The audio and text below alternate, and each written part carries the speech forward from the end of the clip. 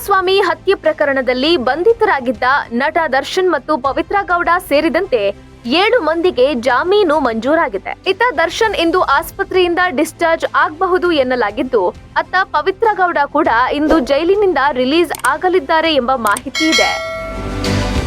ರೇಣುಕಾಸ್ವಾಮಿ ಕೊಲೆ ಕೇಸ್ ಇಡೀ ರಾಜ್ಯವನ್ನೇ ಬೆಚ್ಚಿ ಬೀಳಿಸಿತ್ತು. ಕನ್ನಡದ ಸ್ಟಾರ್ ನಟ ದರ್ಶನ್ ಜೈಲು ಸೇರಿದ್ರು. ಕೊಲೆ ಆರೋಪಿ ಎನ್ನುವ ಹಣೆಪಟ್ಟಿಯು ದಾಸನ ಪಾಲಾಗಿತ್ತು. ಮಧ್ಯಂತರ ಜಾಮೀನು ಪಡೆದು ಜೈಲಿಂದ ಹೊರಗೆ ಬಂದಿರುವ ನಟ ದರ್ಶನ್ ಸದ್ಯ ಆಸ್ಪತ್ರೆಯಲ್ಲಿ ಚಿಕಿತ್ಸೆ ಪಡೆಯುತ್ತಿದ್ದಾರೆ. ಜಾಮೀನು ಸಿಗುವ ದಿನಕ್ಕಾಗಿ ದರ್ಶನ್ ಪವಿತ್ರ ಕಾದಿದ್ರು. ಅಂತೂ ಸಿಹಿ ಸುದ್ದಿ ಸಿಕ್ಕಿದೆ.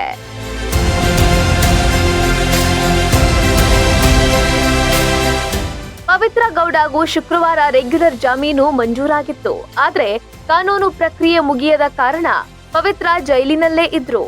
ಇಂದು ಮಧ್ಯಾಹ್ನದ ವೇಳೆಗೆ ಅವರು ಬಿಡುಗಡೆಯಾಗುವ ನಿರೀಕ್ಷೆ ಇದೆ. ಈ ಮೂಲಕ ಹೊರಗಿನ ಪ್ರಪಂಚಕ್ಕೆ ಕಾಲಿಡಲಿದ್ದಾರೆ. ಪರಪ್ಪನ ಅಗ್ರಹಾರ ಜೈಲಿನಲ್ಲಿರುವ ಪವಿತ್ರ ಗೌಡಗೆ ಇಂದು ಸಂಜೆ ಬಿಡುಗಡೆಯಾಗುವ ಸಾಧ್ಯತೆ ಇದೆ. ಹೈಕೋರ್ಟ್ನಿಂದ ಬಿಡುಗಡೆ ಆದೇಶ ಪ್ರತಿ ಪರಪ್ಪನ ಅಗ್ರಹಾರ ಜೈಲು ತಲುಪಿದ ನಂತರ ರಿಲೀಸ್ ಆಗಲಿದ್ದಾರೆ. ಹೈಕೋರ್ಟ್ ಜಾಮೀನು ಆದೇಶದ ಸರ್ಟಿಫೈಡ್ ಕಾಪಿ ಸಿಕ್ಕ ಬಳಿಕ ಸರ್ಟಿಫೈಡ್ ಕಾಪಿಯನ್ನ ಹಾಗೂ ಶ್ಯೂರಿಟಿಯನ್ನ 57ನೇ ಸೆಷನ್ಸ್ ಕೋರ್ಟ್ಗೆ ಸಲ್ಲಿಕೆ ಮಾಡಲಾಗುತ್ತೆ. ಆ ಬಳಿಕ ಪವಿತ್ರ ಪರ ವಕೀಲರ ಕೈಗೆ ಬಿಡುಗಡೆ ಆದೇಶ ಪ್ರತಿ ಸಿಗಲಿದೆ. ಅತ್ತ ಪವಿತ್ರ ಜೈಲಿನಿಂದ ರಿಲೀಸ್ ಆಗ್ತಿದ್ರೆ, ಇತ್ತ ದರ್ಶನ್ ಕೂಡ ಇಂದು ಆಸ್ಪತ್ರೆಯಿಂದ ಡಿಸ್ಚಾರ್ಜ್ ಮಾಡಿಕೊಂಡ್ರು ಅಚ್ಚರಿಯಿಲ್ಲ. ಯಾಕಂದ್ರೆ ದರ್ಶನ್ ಶಸ್ತ್ರಚಿಕಿತ್ಸೆ ಮಾಡಿಕೊಳ್ಳುವ ಇರಾದೆಯಲ್ಲಿಲ್ಲ. ಕೇವಲ ಫಿಸಿಯೋಥೆರಪಿ ಮೂಲಕವೇ ಚಿಕಿತ್ಸೆ ಪಡೆಯಲು ಉದ್ದೇಶಿಸಿದ್ದಾರೆ ಎನ್ನಲಾಗಿದೆ. ಹೀಗಾಗಿ ಮುಂದಿನ ಚಿಕಿತ್ಸೆಯನ್ನ ಅವರು ಮನೆಯಲ್ಲಿಯೇ ಪಡೆದುಕೊಳ್ಳಬಹುದು. ಆದ್ರೆ ಇದರ ಬಗ್ಗೆ ಪೊಲೀಸರು ಸುಪ್ರೀಂ ಕೋರ್ಟ್ ಮೇಲ್ಮನವಿ ಸಲ್ಲಿಸುವ ಭಯವೂ ಅವರಿಗಿದೆ. ಬೆನ್ನು ನೋವಿನ ಶಸ್ತ್ರಚಿಕಿತ್ಸೆಗೆಂದೇ ದರ್ಶನ್ ಮಧ್ಯಂತರ ಜಾಮೀನು ಪಡೆದು ಹೊರಬಂದಿದ್ರು.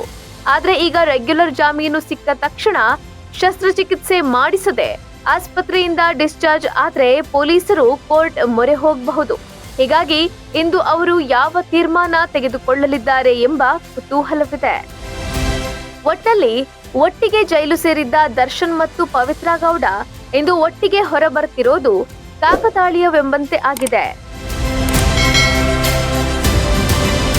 Bureau report, boss TV Kannada. Latest ಹಾಗೂ ಇಂಟ್ರೆಸ್ಟಿಂಗ್ ಸುದ್ದಿಗಳಿಗಾಗಿ ಬಾಸ್ ಟಿವಿ ಕನ್ನಡ ಚಾನೆಲ್ನ ಸಬ್ಸ್ಕ್ರೈಬ್ ಮಾಡಿ. ಹಾಗೆಯೇ ಬೆಲ್ ಐಕಾನ್ ಪ್ರೆಸ್ ಮಾಡಿ. ಇದರ ಜೊತೆಗೆ ಫೇಸ್ಬುಕ್, ಇನ್ಸ್ಟಾಗ್ರಾಮ್, ಎಕ್ಸ್ ನಲ್ಲೂ ಮಿಸ್ ಮಾಡದೆ ಫಾಲೋ ಮಾಡಿ.